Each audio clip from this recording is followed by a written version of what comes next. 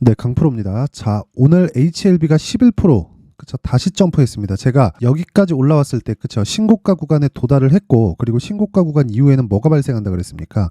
그쵸, 매물 소화 과정을 거치고 나서 추가적으로 시세가 나온다고 이야기를 드렸죠. 그쵸, 근데 쉬지 않고 계속 올라갔습니다. 고가에서 그쵸, 요 정도 구간 한 4만 원 거의 한 중반 정도 돼서 그쵸, 하루 쉬기는 했는데 추가적으로 상승세를 보였습니다.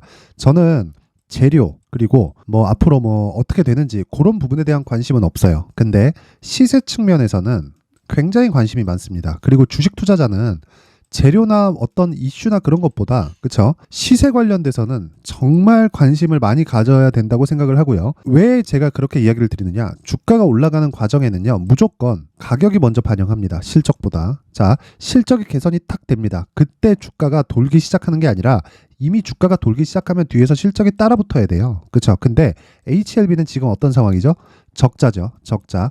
그쵸? 그러면 올라가는 과정에서 이제 실적 확인 안 되니까 급락 나오겠네, 그런 게 아니라 그쵸, 앞으로 실적이 개선될 수 있는 사항이 뭐가 있는지 그 부분에 대해서 집중을 하시라는 겁니다. 뭐가 있습니까? FDA, 그쵸, FDA에서 뭐가 나왔어요? 판매 허가 신청을 이미 5월 달에 마쳤고요. 그리고 나서 지금은 그 고가를 넘어서 그쵸, 먼저 시세가 나오고 있다. 판매 허가 신청이 나오면 어떻게 될까요? 리보세라닙은 경구용 항암제입니다. 그쵸, 주사로 맞는 게 아니라 경구용이에요. 경구용의 장점은 부작용이 적다. 그렇죠? 근데 치료에 대한 부분도 조금 약할 수 있다. 그런 부분이 있죠. 근데 생각해 보세요. 리보세라닙이 조금 법령적으로 사용을 할 수 있고, 표적 항암제 중에 그렇죠? 먹는 약, 그렇죠? 이 주사제가 아니라 먹는 약으로는 굉장히 조금 좋은 효과를 지금까지 냈고, 그리고 무엇보다 중국 임상 중에 완치 환자가 발생을 했단 말이에요. 물론 그게 오래된 일입니다. 그리고 거기에서 주목을 받아서 주가가 계속된 기대감으로 지금까지 살아있는 겁니다. 그렇죠? 그리고 무엇보다 HLB는 진양곤 회장이 이끌고 있죠. 그리고 이 진양곤 회장이 선수 중에 선수입니다. 그렇죠? 돈을 끌어오는 데 선수예요. 그래서 제가 이야기를 드리는 거예요. 이거 보세요. 이런 상황에서 어떻게 만들고 있나요? 그렇죠? 계속 회사를 운영을 하고 있고, 그리고 FDA에 판매 허가 신청까지 넣었습니다. 자, 그 뚝심을 무시하지 말자. 하지만 이제는 그렇죠, 판매 허가 신청보다 뭐가 더 빨리 나와요? 주가 상승이 더 빨리 나올 수밖에 없다. 왜? 가격이 먼저 반영하니까. 그럼 지금 집중해야 될 건 뭡니까? 가격. 얼마에 잡을지. 그렇죠? 내가 보유하고 있다면 그 물량 그냥 그대로 그냥 보유하시면 되고, 하락 구간이 이제 발생을 할 겁니다. 근데 그 하락 구간에 내가 얼마를 잡아야 되는지 그 내용이 정말 중요하다는 거예요. 그렇죠? 그 부분에 집중을 하시고, 제가 항암제에 대해서 간단하게 이야기를 드릴게요. 자, 1세대 화학 항암제가 있고요. 2세대 표적 항암제가 있습니다. 그리고 3세대가 면역 항암제예요. 면역. 자, 면역 항암제는 지금 키트루다예요. 키트루다. 이게 머크사에서 만든 거죠. 그렇죠? 근데 이 3세대 항암제, 그렇죠? 면역 항암제는 뭘 했냐면 자가 면역을 높여서 암세포를 죽이는 겁니다. 근데 표적 항암제는 암세포만 딱 타겟해서 그쵸? 그렇게 죽이는 거예요. 근데 화학 항암제는 전체 세포를 다 죽이는 겁니다. 자, 그럼 우리가 여기서 생각해야 될 게 뭘까요? 화학 항암제는 나온 지도 오래됐고 부작용도 큽니다. 표적 항암제는 화학 항암제보다 낫지만 그쵸? 계속된 발전이 지금까지도 나와지고 있어요. 그쵸? 부작용이 적기 때문에. 근데 면역 항암제는 아직까지는 사용하기가 어렵습니다. 개발에 대한 문제도 있지만 돈이 너무 비싸요. 그래서 사용하기가 어렵기 때문에 요건 일단 법령적이지 않지만 표적 항암제 중에 먹는 약이라면 어떻게 될까요? 굉장히 저렴한 가격에 이용할 수 있게 됩니다. 즉 범용성이 엄청 뛰어나다. 그게 리보세라닙의 장점이에요. 그리고 리보세라닙은 원래 위암 치료제로 개발이 됐기 때문에 범용성도 이미 인정이 된 겁니다. 단지 FDA의 판매 신청을 그쵸? 어떻게 통과를 하는지. 근데 주가가 올라가고 있기 때문에 어떤 상황입니까? 판매 허가 신청 그냥 되고 있구나. 우리가 정보를 선점할 수 없어요. 그 누구도 정보를 선점할 수 없습니다. 그런데 주가는요, 불특정 다수의 선택으로 인해서 올라가는 것이기 때문에 주가를 보면 미래를 알 수 있다. 하지만 우리가 싸게 살라고만 하지 말자. 그 부분만 딱 지켜주면 정확하게 그쵸, 정확하게 맥점을 잡을 수 있습니다. 그쵸, 저도 조정 구간에 정확히 매수 구간을 잡을 거고요. 그쵸, 그리고 매수 구간을 잡았을 때는 다시 말씀드리지만 2주 안에 수익 전환을 시켜야 되고, 그 시켰을 때는 3개월까지 연결되었을 때 정말 100%, 200%씩 갈 수 있는 종목이 HLB입니다.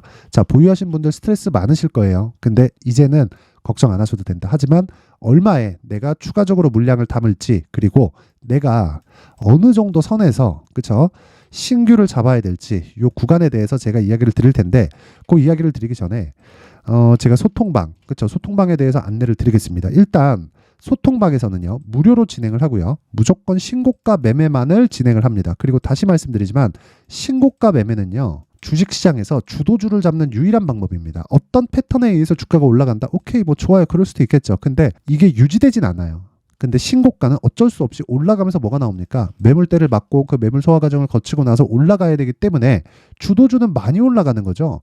그 많이 올라가는 종목들은 어쩔 수 없이 신고가를 거쳐가야 돼요. 그래서 내가 신고가 구간, 바닥을 잡는 게 아니라 신고가 구간을 적절히 활용했을 때 정말 매매에 맥점을 잡을 수 있다. 자, 그래서 그 맥점을 잡았을 때 어떤 식으로 진행할 수 있느냐? 자, 12월 19일 오늘자입니다.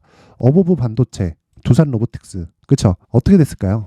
어보브 반도체 정확히 신고가를 달성을 하고, 그쵸, 갭을 만들면서 오늘 상한가 마감, 그쵸, 오늘 시가, 그쵸, 8시 53분에 공략이 들어갔기 때문에 뭐가 됐다는 겁니까? 하루에 20% 가까운 수익 실현에 성공을 했다. 근데 상한가니까 팔 필요 있나요? 그쵸, 여기서 들어가는 모든 종목은 스윙급으로 보시면 되는 겁니다. 뭐 두산 로보틱스도 장중에 강세를 보였지만 뭐 여러 가지 종목들을 계속해서 매매를 하고 있습니다. 그리고 어저께 같은 경우에도 신고가 종목인데 LS 머트리얼즈, 그쵸, 어제 상한가, 오늘도 13% 상승 마감, 이틀 동안 거의 한 40% 가까운 수익 구간에 들어왔고요.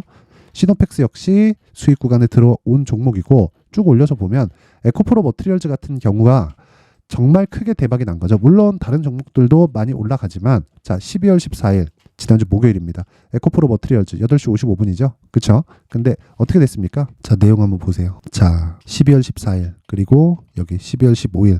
자, 어떻게 됐습니까? 20% 상승, 그리고 어저께 장중 상한가 26% 마감, 오늘 하락. 그쵸? 이틀 동안 합쳐서 50% 이상의 수익 구간에 들어왔다. 이렇게 할 수 있는 이유는 신고가 그리고 돌파 구간에 대한 이해가 필요하다.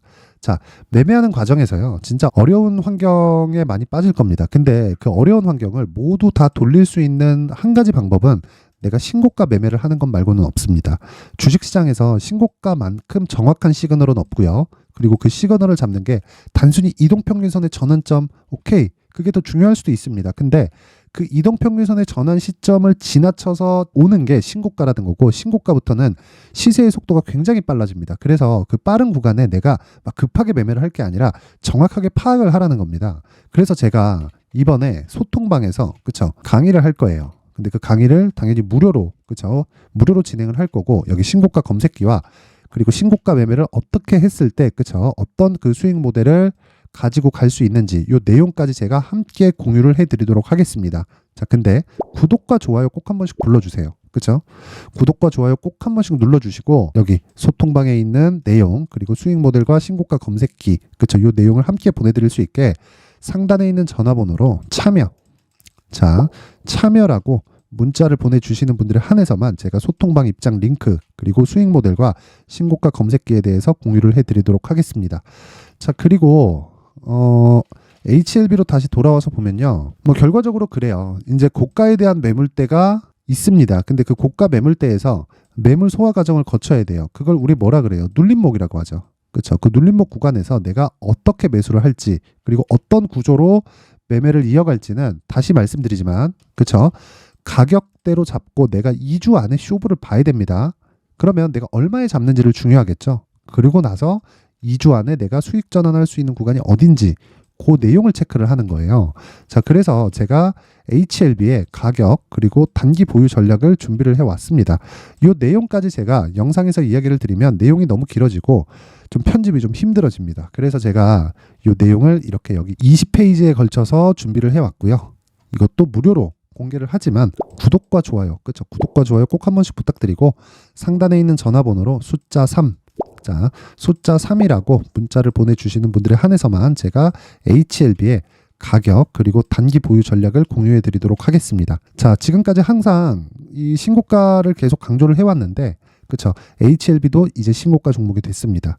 걱정하지 마시고, 보유하신 분들은 그동안에 스트레스 많이 받으셨을 텐데 이제 시세를 시작할 거예요. 정말 축하드리고 대신에 물량을 늘리는 과정에서는 철저하게 제가 준비해 놓은 이 가격과 단기 보유 전략을 철저하게 따라서 하자. 그렇죠? 이 부분 꼭 기억하셨으면 좋겠고요. 그리고 제가 신고가를 계속 강조를 했으니까 이해를 시켜드려야겠죠. 제가 연말 그리고 연초에 어떤 그 주도주 그리고 신고가 종목을 공략을 해야 되는지를 제가 그 내용을 준비를 했으니까요. 영상 끝까지 시청하셔서 모든 분들이 성공 투자하셨으면 좋겠고요. HLB 주주 여러분들 이제 크게 올라갈 겁니다. 정말 축하드립니다. 자, 제가 항상 신고가 종목에 대해서 강조를 드립니다. 자, 신고가 종목에 대해서 강조를 드리는 건 크게 시세가 발생하는 대시세 종목은 모두 신고가 구간을 거쳐서 발생하기 때문에 그렇습니다. 시장은요, 좋을 때도 있고 나쁠 때도 있어요. 그런데 대시세 종목은요, 시장이 좋든 나쁘든 그 숫자의 차이가 있을 뿐이고요. 매년 발생을 합니다. 올해 같은 경우에도 마찬가지예요. 23년이죠. 1월부터 로봇, AI, 시세를 크게 발생을 시켰는데 이미 22년도 중반 후반에 신고가를 달성을 하고 매물 소화 과정을 거친 이후에 시세가 발생을 했습니다. 2월 달부터 2차 전지의 강세가 있었죠. 그런데 22년도에 이미 에코프로 같은 경우에는 신고가를 달성한 이후가 됐고요. 대장주가 강한 움직임을 보이다 보니까 그리고 나서 에코프로 PM 그리고 관련된 종목들이 강하게 시세를 내는 시작점이 만들어졌습니다. 3월부터는 그렇죠. 삼성전자와 하이닉스의 강한 움직임이 발생하기 시작했고요. 그러면서 한미반도체가 신고가를 달성을 했고 매물 소화 과정을 대략 한 2달 정도 거친 이후에 추가적으로 시세를 발생을 시켰습니다. 자, 어떤 종목이든 신고가를 거치면서 대시세 구간으로 들어간다는 거고 이런 대시세 종목에는 신고가라는 내용을 이해했을 때 이런 상황을 만들 수가 있는데 자, 보세요. 22년 11월 21일 날 정확하게 레인보우 로보틱스를 시작을 했고요. 이때 당시에 레인보우 로보틱스의 가격은 33,800원이었습니다. 실제 세 달이 채 되지 않는 보유기간을 가진 이후, 그쵸? 한 100% 정도의 수익 실현을 할 수가 있었고요. 그 이후에 추가적인 상승이 나왔지만 내가 매수를 잘 했기 때문에 보유기간을 최소한으로 줄여서 가더라도 충분한 수익이 발생을 했다는 겁니다. 언제든지 저가를 잡을 수 없고 고가를 잡을 수 없기 때문에 내가 강조를 해야 되는 건 신고가 이후에 매수하는 구간 그리고 첫 번째 수익 구간만 먹더라도 다음 종목으로 이동을 할 수 있다는 거죠. 실제 그리고 나서 3월 달에 반도체 종목에 대해서 계속해서 제가 강조를 드렸었고 그런 이후에 매물 소화 과정을 거치고 5월 달부터 반도체 공략을 시작한 결과 그쵸? 세 달이 채 되지 않아서 ISC 그리고 한미 반도체까지 100%에 달하는 수익 실현에 성공을 했습니다. 그래서 계속해서 강조를 드리는 거예요. 시장은요, 좋을 때도 있고 나쁠 때도 있어요. 그런데 대시세 종목은 숫자의 차이가 있을 뿐이고요. 매년 발생을 한다는 거고 분기별로 나오게 됩니다. 물론 이런 종목을 모두 다 잡을 수는 없지만 지금 같은 경우에는요, 두 가지 내용으로 구분이 가능합니다. 첫 번째, AI 반도체 쪽으로 들어가야 되고요. 그리고 또 한 가지, 내년 4월에 있을 총선 테마가 지금부터 준비되어 있어야 된다는 거죠. 물론 이 두 종목 모두 신고가 종목에 있는 종목을 공략해야 되기 때문에 신고가 구간에서 매매를 해야 된다는 건 어떤 상황에서든 불변의 진리라고 보시면 됩니다. 자, 그래서 제가 AI 반도체 관련된 종목들은 강프로의 소통방에서 같이 공개를 하도록 하겠고요. 4월 달에 있을 총선을 대비한 대시세 종목은요, 이렇게 준비를 해왔습니다. 자, 내용을 한번 보시면 그쵸? 큰 폭의 하락을 거친 이후에 장기간 횡보 구간을 거쳤고 그리고 최근에 들어서 신고가를 만들어냈죠. 이후에 추가적으로 상승이 나오는 구간을 만들기 위해서 눌림목 구간에 있는 그런 상황이고요. 지금은 매집 구간에 있다고 보시면 됩니다. 자, 장기간 매집이 중요한가, 단기간 매집이 중요한가 이런 부분에 대해서는 모두 무시하셔도 되고 무엇보다 신고가를 갔다는 것 자체 그리고 변하지 않는 총선 스케줄을 본다면요. 지금부터 내용을 준비를 하셔야 되고 매집 구간으로 계속해서 삼고 있어야 됩니다. 자, 지금부터 물량을 잘 모아 가시면 정말 크게 수익은 낼 수 있는 매매를 할 수 있다라고 이야기를 드릴 수 있기 때문에 이 종목이 어떤 종목인지 잘 받아가서 결과적으로 큰 수익을 볼 수 있는 이런 매매를 해보고 싶어 하시는 분들이 계시면요. 구독과 좋아요 부탁드리고요. 그리고 상단에 제 전화번호 확인해서 대시세라고 문자 보내주시면 되고요. 대시세라고 문자 보내주시는 분들에 한해서만 제가 어렵게 찾아놓은 이 종목을 모든 분들에게 다 공유를 해드리도록 하겠습니다. 내년 총선은 바뀌지 않은 스케줄이기 때문에 이 종목 꼭 받아가서 모든 분들이 큰 수익 내셨으면 좋겠습니다.